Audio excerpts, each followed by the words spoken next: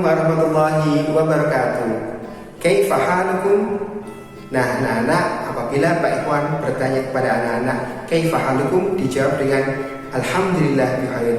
Sekali lagi ya, kaifa halukum? Alhamdulillah bikhair. Anak-anakku yang saleh dan salihah, perkenalkan Bapak adalah Bapak Ikhwan fil Islam. Pak Ikhwan di sini akan membersamai anak-anak dalam pelajaran pendidikan agama Islam. Nah, untuk pertemuan pertama ini kita akan membahas tentang kewajiban menuntut ilmu. Baik anak-anakku yang saleh dan salihah, mari kita awali pelajaran pada pagi hari ini dengan membaca basmalah bersama-sama.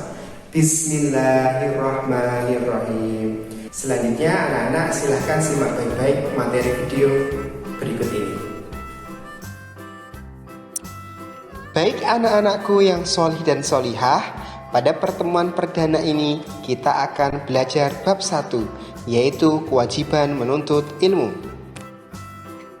Anak-anakku yang solih dan solihah, pada bab 1 materi kewajiban menuntut ilmu, anak-anak bisa melihat materi di buku paket halaman 1 sampai 14. Terkait kompetensi dasar dan tujuan pembelajaran pada bab ini, anak-anak bisa melihat pada halaman 1 dan 2. Sedangkan tujuan pembelajaran bab 1 pertemuan pertama ini adalah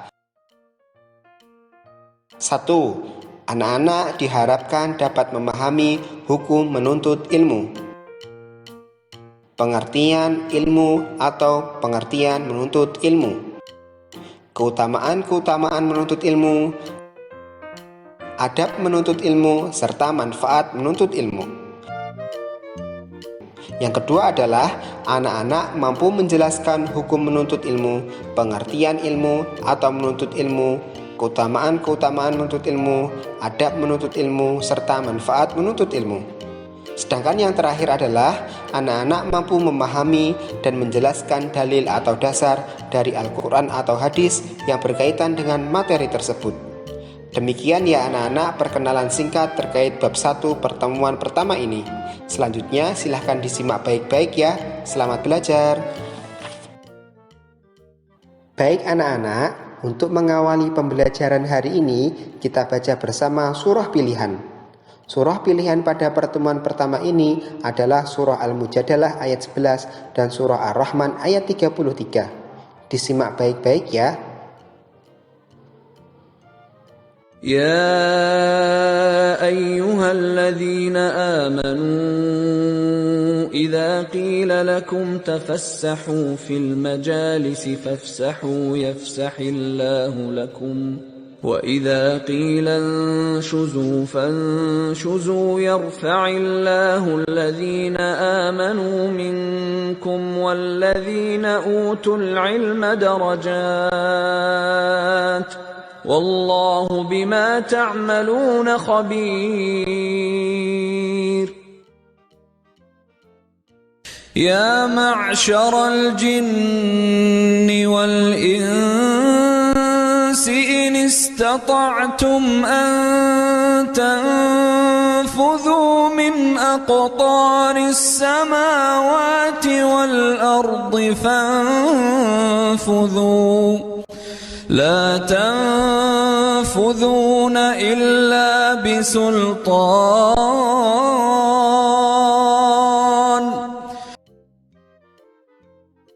Baik anak-anakku yang solih dan solihah, itu tadi bacaan surah Al-Mujadalah ayat 11 dan surah Ar-Rahman ayat 33. Selanjutnya adalah pembahasan terkait hukum menuntut ilmu.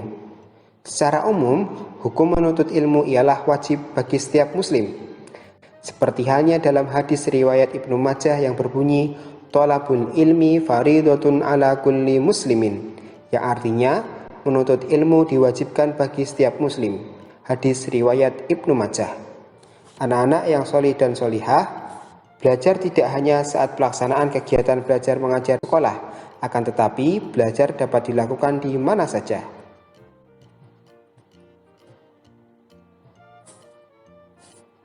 Anak-anak yang solih dan solihah, sedangkan secara khusus hukum menuntut ilmu agama adalah wajib ain. Oleh karena itu, setiap muslim atau muslimah tidak boleh meninggalkan belajar agama. Karena dengan belajar agama, maka kita dapat melaksanakan ibadah dengan baik dan benar. Selain itu, dapat lebih mendekatkan diri kita kepada Allah Subhanahu wa Ta'ala. Sedangkan hukum mempelajari ilmu umum, hukumnya adalah fardu kifayah. Itu artinya kita tidak wajib mempelajari semua ilmu umum selama sudah ada yang mempelajarinya, seperti hanya ilmu kedokteran, ilmu sejarah, ilmu geografi, dan lain-lain. Akan tetapi, akan lebih baik jika kita belajar banyak hal, tentunya dengan tidak meninggalkan belajar agama.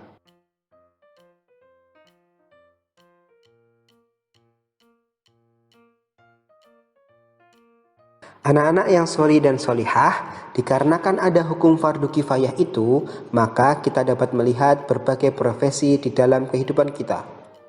Akan tetapi, bagaimanapun profesi seseorang, ia wajib menjadi sholih atau sholihah. Karena dengan begitu, selain akan sukses di dunia, dengan menjadi profesional yang sholih, kita juga akan sukses di akhirat. Amin. Apapun profesimu, jadilah sholih.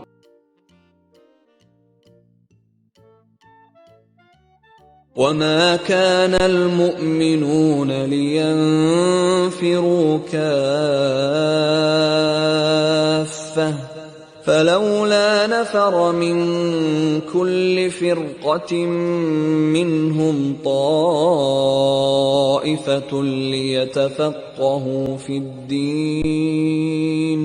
ليتفقهوا في الدين ولينذروا قومهم إذا رجعوا إليهم لعلهم يحذرون. Dalam surah At-Taubah, Allah berfirman bahwasanya belajar ilmu agama itu penting untuk bekal saling menasihati dan mengajak dalam kebaikan. Nah, kira-kira anak-anak ada yang tahu tidak apa itu ilmu? Ya benar, ilmu berakar dari bahasa Arab yakni ilm atau alim yang berarti mengetahui. Ilmu sendiri secara istilah diartikan sebagai sebuah atau sesuatu pengetahuan yang diberikan oleh Allah Subhanahu wa Ta'ala kepada umatnya.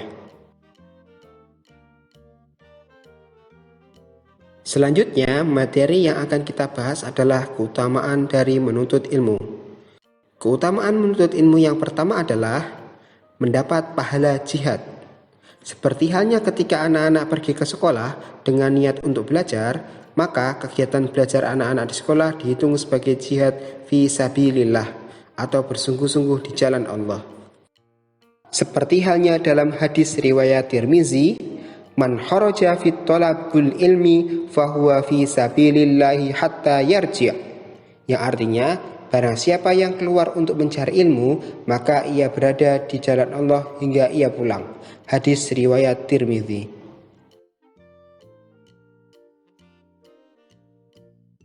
Keutamaan menuntut ilmu selanjutnya adalah dimudahkan menuju surga. Salah satu yang memudahkan untuk mendapatkan surga adalah pahala jihad. Dikarenakan menuntut ilmu dinilai sebagai jihad fi sabilillah, maka dengan belajar atau menuntut ilmu akan mempermudah kita untuk menuju surga. Seperti halnya hadis riwayat Muslim berikut. Man salaka tariqan yaltamisu fihi ilman syahalallahu lahu bihi tariqan ilal jannah, yang artinya barang siapa menelusuri jalan untuk mencari ilmu padanya, Allah akan memudahkan baginya jalan menuju surga. Hadis riwayat Muslim. Keutamaan menuntut ilmu selanjutnya adalah diangkat derajatnya. Bagi setiap orang yang mempunyai niat lurus dan usaha keras dalam menuntut ilmu, insya Allah akan diangkat derajatnya, terlebih jika belajar agama dengan sungguh-sungguh. Seperti halnya dalam surah Al-Mujadalah ayat 11 yang berbunyi, yarfa'illahu alladhina amanu minkum walladhina utul ilma darajat, yang artinya niscaya Allah akan meninggikan orang-orang yang beriman di antara kamu dan orang-orang yang diberi ilmu pengetahuan berapa derajat. Nah, anak-anak, itu tadi beberapa keutamaan menuntut ilmu. Jadi, anak-anak sudah tahu kan bagaimana keutamaan menuntut ilmu. Oleh karena itu, yuk luruskan niat dan jaga semangat kita dalam belajar dan beribadah. Selanjutnya kita bahas adab-adab dalam belajar.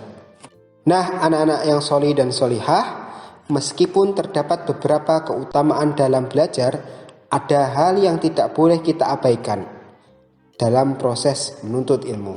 Apakah itu? Ya benar, adab belajar. Untuk mendapatkan manfaat serta mencapai keutamaan menuntut ilmu, kita harus memperhatikan adab-adabnya. Adab belajar antara lain, yang pertama adalah niat hati yang ikhlas. Dalam proses menuntut ilmu, kita harus ikhlas karena Allah Ta'ala. Dan seseorang tidak akan mendapatkan ilmu yang bermanfaat jika ia tidak ikhlas karena Allah. Yang kedua adalah rendah hati. Dalam proses menuntut ilmu, kita tidak boleh sombong serta wajib menghormati guru dan sesama, supaya lancar dalam proses dan mendapat keberkahan dari Allah Subhanahu wa Ta'ala. Yang ketiga adalah bersungguh-sungguh. Itu artinya kita harus siap mengorbankan harta, waktu, dan tenaga untuk berjuang mendapatkan ilmu semampu kita.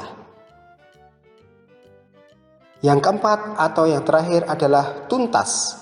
Itu artinya kita harus belajar hingga tuntas, sehingga kita dapat mengamalkan dan membagikan ilmu yang sudah didapat dengan baik. Yang terakhir adalah manfaat dari menuntut ilmu. Yang pertama adalah pandai. Jika kita bersungguh-sungguh dalam belajar, maka kita akan menjadi orang yang pandai. Kedua adalah memiliki wawasan luas. Begitu juga jika kita rajin membaca, maka akan memiliki wawasan yang luas. Yang ketiga adalah dihormati. Dan yang keempat adalah mendapatkan pengalaman. Itu artinya orang yang menuntut ilmu akan memiliki pengalaman belajar dalam kehidupannya.